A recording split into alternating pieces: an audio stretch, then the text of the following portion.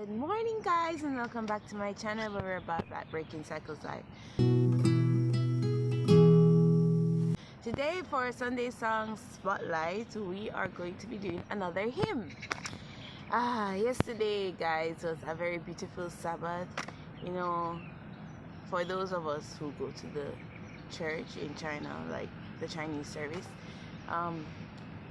yesterday was really beautiful because like we sang hymns and it was nice, and then we were preparing for a Christmas special as well, so it's actually really nice. Yeah, it's really really nice. I actually like it, but yesterday was in particular very nice. Yeah, kind of reminded me of home when you're sitting around the musicians and you're just singing hymns, and I was there with my Chinese friend and we were singing hymns while this man was playing, so it was a really nice experience. I actually really loved it.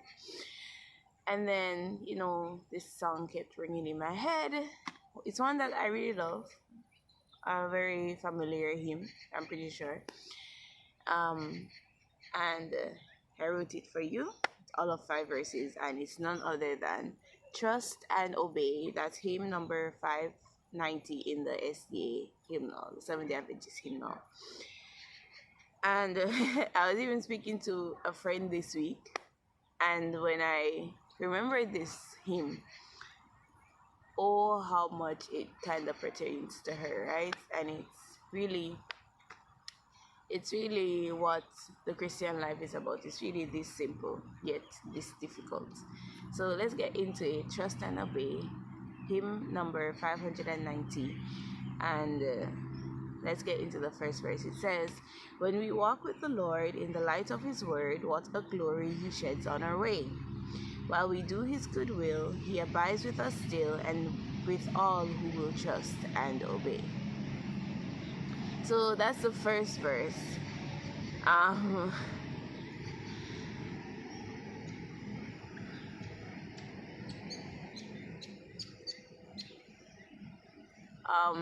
I think I've actually exhausted this idea, but there is nothing wrong in repetition. That's how we create habits, right? Create our way of thinking. It says wait for the truck to pass.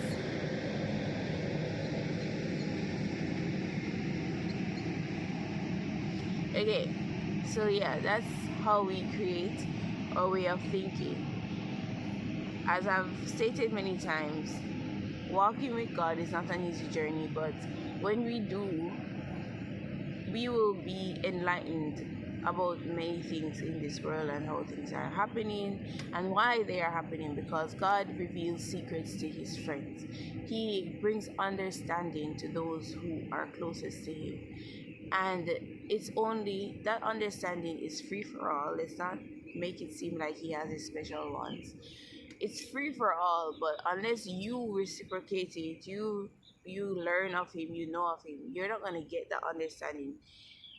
Usually, in any relationship, when you are starting out a relationship, friendship, anything of the sort, it takes two to tango. Okay, basically. If one person is just saying or communicating, then the next person is not necessarily, you're not necessarily knowing about the next person. The next person is knowing about you, but there is no reciprocity.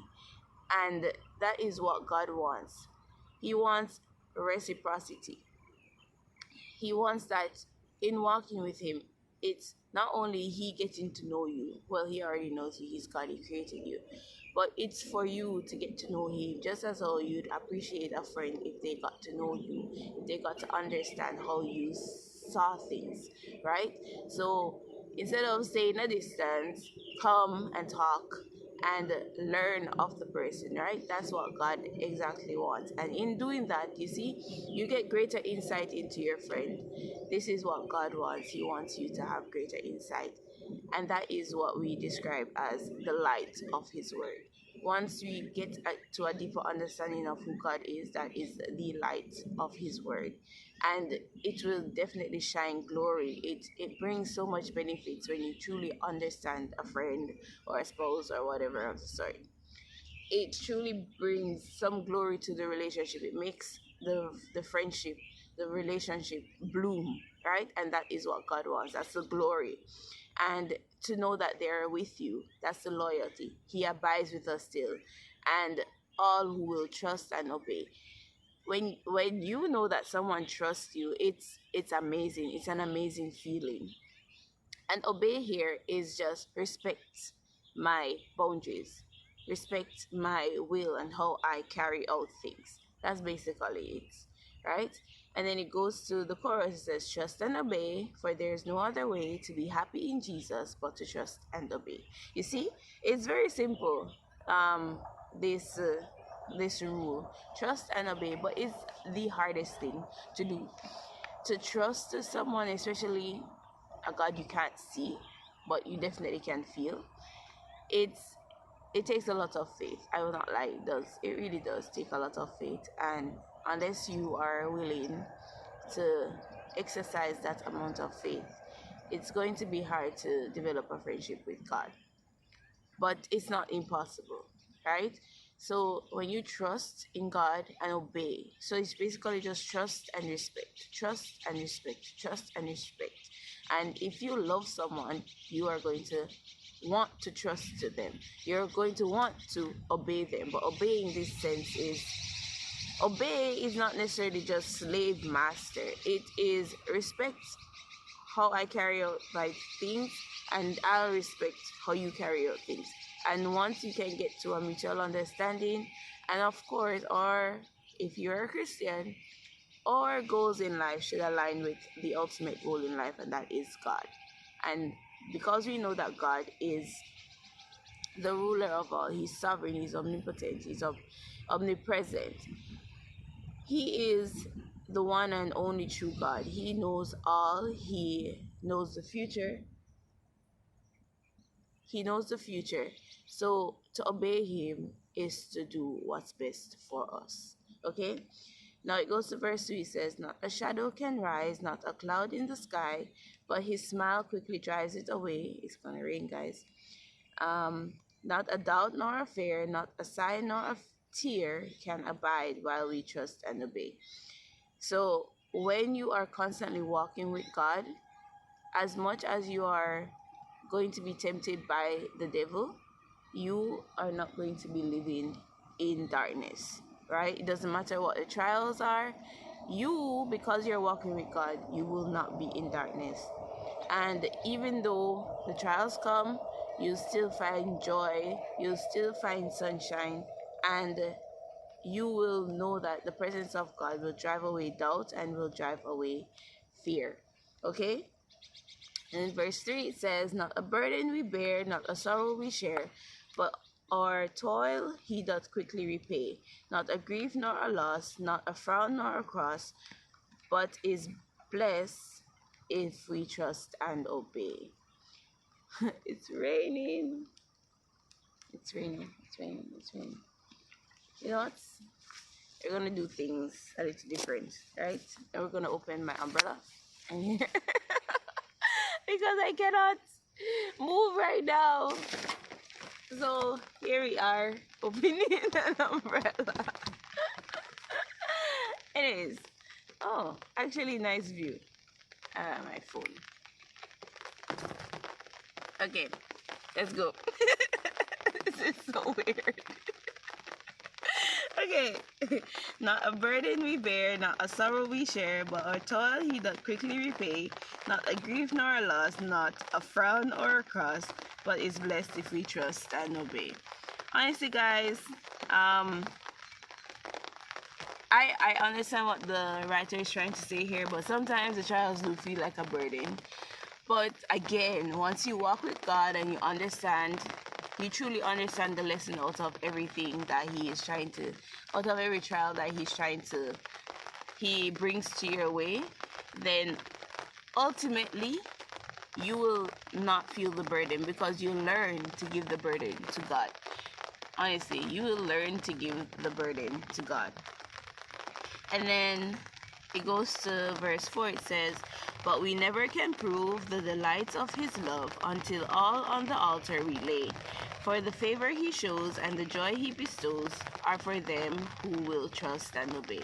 And that is the truth. As I just said, it's not that God has his special people. It's just that, let's practicalize it. You have associates and acquaintances, right? But then you have friends. Your friends are treated way better than your associates. It's not like those associates can't never be your friends, but they are not going to get the same treatment. They're not going to get the same blessings that a friend or even your best friend would get, because that is just that's just normal. And that's the same with God. It's like, if you are not willing to put in the time and effort to get to understand me and to befriend me, then of course I'll be nice to you. His mercy, his grace falls on the just and the unjust. But he has special blessings for those who take the time out to know him, because they will learn how to receive those blessings, right? They know how to respect. And of course, once you realize that someone respects and loves you, and it's just normal for you to just love them more than any other person, right? It's really just normal. And if we just truly understand that's how God sees it, he loves all and he wants everyone to be his best friend, basically. But unfortunately, in this sinful world, there are many people that are scared to even take that step to come and talk to God. There is that thing, that notion, preconceived notion, that he's just not a good God and he's not worth it. And oh, how you're missing out. To be honest, you're really missing out. God is really a very great God. And if you just trust in him and obey him, you will never regret it. I don't regret it. As hard as my trials are sometimes, I never regret knowing God. Maybe I regret knowing the sinner that hurt me. I'll not lie to you, but knowing God, never. Never, never, never. And then eventually, I get to see things how he sees it, and then I can separate the sin from the sinner. And learn to love and forgive and reconcile. Yeah. Yes, guys. Okay, so the next verse, the final verse, it says, "Then in fellowship sweet, we will sit at his feet, or we'll walk by his side in the way. What he says we will do, where he sends we will go, never fear, only trust and obey." So after you've tried to walk with God, you're learning to walk with God, you've gone through the trials and everything, it's the sweet moments of the victories and sitting at his feet, learning of him and doing his will. Honestly, I told you many times, I'll argue with God, but then at the end of the day, I'll be like, your will, not mine, because I know his will for me is way better than my will for me. Okay, and I am so grateful that God trumps God's will trumps my will at all times. And I'm like, I was watching a sermon on Friday night, to start the Sabbath, and the man was like, every single time we have a trial, we argue, but then when we realize, when we arrive at chapter 3 of our story, and we look back and we're always like, that was God, and that has been my situation for the longest while.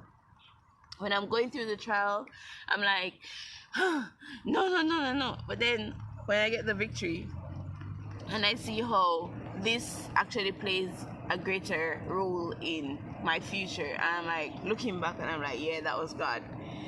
And I'm pretty sure you more than likely have this